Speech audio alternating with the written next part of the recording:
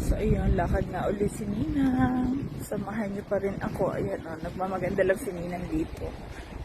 Hindi ko alam talaga kung may nahuli na ito si kumpare dito. Ayan siya. Ayan, ayan lang fishing siya. So, ayan lang gagawin natin. Lakad lang. So, pakita ko sa inyo yung paligid natin. Wait lang, guys. Salit lang.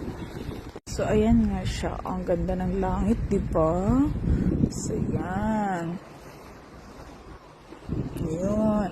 Doon tayo galing sa kaduluduluhan doon. Tapos, yan, kita nyo naman. Ang ganda ng ating kalangitan, diba? Yun, pwede ka pang maglakad doon. So, yung alon, naririnig-rinig kami ba? Napakasarap sa tenga. So, ayan. So, si kuya, lakad naman ng lakad eh. Ayan. Diba? Balik uli natin.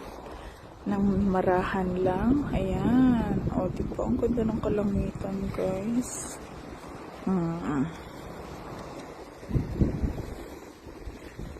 Ayun. So, lakad pa tayo dito.